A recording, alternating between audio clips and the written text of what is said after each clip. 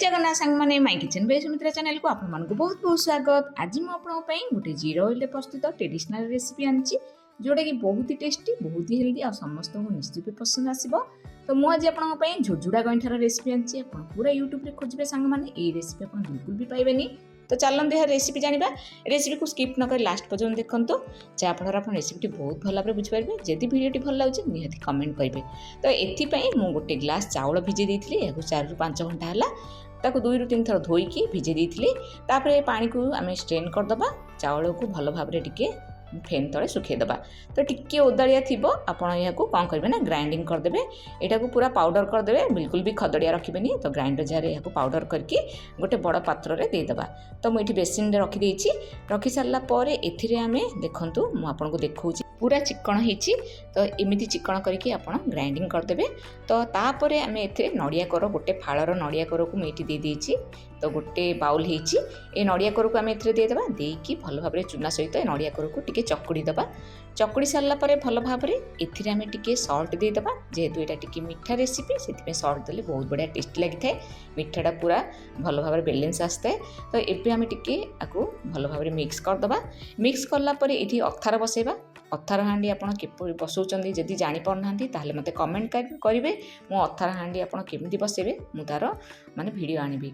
तो ए अथार हांडी रे आमे गोटे कपड़ा दे दबा सफा कपड़ा ताको ओदा करके तापरे एथिरे आमे कोन करबा ना आमे चावल गुंड को एथिरे दे दबा जोडा कि आमे पाउडर करके रखिथिले नडिया कर मिसेई की दे सारला परे याको स्टीम दे दबा 15 रु 20 मिनिट। जेपरे आपण केमिति जानिबे एटा हेछि ना नै एटा बांफ आसिला परे आपण जानिबे जे एटा आपण परफेक्ट बांफ माने भलो भाबरे स्टीम हेछि। तो देखंतु ए भलिया परे आमे 15 रु 20 मिनिट हला परे एटा को खोली दबा।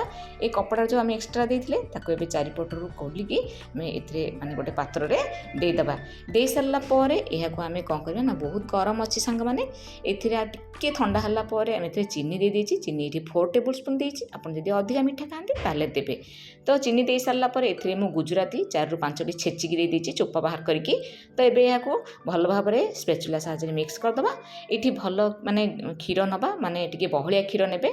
जदि आपनकर पतला खीर अछि ताहले सेटा बसी बसी पूरा बहलिया कर देबे। से खीर रु मु जेति की हमर दरकार चकुड़िया पय सेति की देछि। तो मोर एठी प्राय गोटे हाफ कप नेछि सेथिरु मोर पूरा लागिला एठी माने गोटे आधा बाउल लागिला माने आधा चा कप रे गोटे हाफ कप लागिला मोर एठी। तो ए माने एमती माने दे साला पर भलो भाबरे चकुड़ी देकी एमिति आपण जो शेप रे दे परबे राउंड रे दे परबे। ओइटा एमती मुठा करिकी प्रेस करिकी एमिति स्टाइल तो दे देछि। तो आपण राउंड करिकी मध्ये दे परबे। बहुत भलो भाबरे प्रेस करी करी आपण एमती शेप दे देबे। दे साला पर एमती प्लेट रे आमे गोटे गोटे देखौछि। म आ गोटे मध्ये आपण देखौछि ए भाबरे मुठा करिकी आमे कोन करबा रखि दबा। तो मोर एटा प्रस्तुत हे गेला। एबे आमे पुणी अथार बसेबा। तो कपड़ाटा धोईकी आनिकी सेई कपड़ा रे एहा को आउथरे पुणी आमे स्टीम दबा। तो जेति की आमे करथिले माने एटा सब दे दबा चारि साइड रे जेति की जागा रहूची। नले आपण जदि जागा रहनी ताले नेक्स्ट टाइम देबे। कइ सारला परे एटा पुणी आमे अथार दे दबा। देकी 15 रु 20 मिनिट बसेबा। पुणी बांफ आसला परे ए प्लेट को बाहर कर दबा करके एटा को पुणी आमे गोटे प्लेट को रखि दबा। बहुत बढ़िया टेस्टी लागिबो। बहुत बढ़िया हेल्दी रेसिपी सांग माने थरे करंतु केमिति लागिला मते कमेंट माध्यम निश्चय जणाइबे। जदि वीडियो टी भल लागछि लाइक करिवे सांग साथी और रिलेटिव मान को शेयर करिवे। जदि चैनल के पर्यंत सब्सक्राइब करनांदी ताले सब्सक्राइब कर देबे एवं सब्सक्राइब बटन पाखे थिबा छोट बेल आइकन को प्रेस कर देबे जा द्वारा मोर सब नया वीडियो नोटिफिकेशन आपन पाखरे सर्वप्रथमे पहुंच परिबो। इंस्टाग्राम फेसबुक जदि देखुचंती सुमित्रा मिश्र मोर आईडी लाइक शेयर फॉलो करिवे। आउ जो माने मो चैनल को नुआ आछंती निश्चय रूपे लाइक से फॉलो करके जिवे जा फल मते मोटिवेशन मिलिबो। प्रस्तुत हे गला मोर झुड़झुड़ा गइठा। जय जगन्नाथ। धन्यवाद।